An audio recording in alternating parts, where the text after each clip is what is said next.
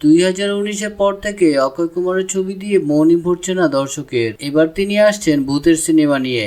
ছবিটির নাম হবে ভূত বাংলা। পরিচালনা করছেন নন্দিত পরিচালক প্রিয়দর্শন।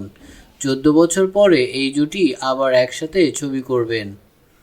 অতীতে অক্ষয় কুমার প্রিয়দর্শন ভুলভুলাইয়া, হেরাফেরি, ভাগমভাগ থেকে শুরু করে গরম মসলা সহ একটার পর একটা ব্লকবাস্টার সিনেমা উপহার দিয়েছিলেন। 14 বছর দুজনে একসঙ্গে কাজ না করার কারণ মান অভিমান, তবে এখন সেসবের অবসান হয়েছে। নতুন সিনেমার ঘোষণা দিয়েছেন গত 9 সেপ্টেম্বর অভিনেতার 57তম জন্মবার্ষিকীতে। ওই দিন সিনেমার যে মোশন পোস্টারটি প্রকাশ পেয়েছে তাতে অক্ষয় কুমারকে দেখা গেছে রহস্যময় চরিত্রের ঝলকে।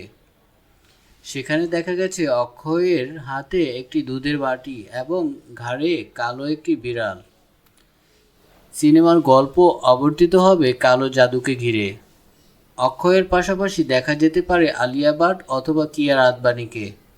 চলতি বছরের শেষের দিকে অক্ষয় এবং নির্মাতা প্রিয়দর্শন ছবিটির শুটিং শুরু করবেন। বেশিরভাগ শুটিং শুরু হবে কেরালা, শ্রীলঙ্কা ও গুজরাটে। ভূত বাংলা ছবিটি মুক্তি পাবে 2025 সালে। চলতি বছরে অক্ষয়ের বড় মিয়া ছোট মিয়া, সারফিরা মুক্তি পেয়েছে, কিন্তু খুব একটা সাফল্য পায়নি। আগামীতে আসতে চলেছে খেল খেল মেয়ে। এই সিনেমায় অক্ষয়ের সঙ্গে থাকছেন ফারদিন খান, বাণী কাপুর, তাপসী পান্নু। আর চলতি বছর মুক্তি পেতে পারে অক্ষয় কুমার অভিনীত স্কাই ফোর্স এবং সিংহম এগেইন।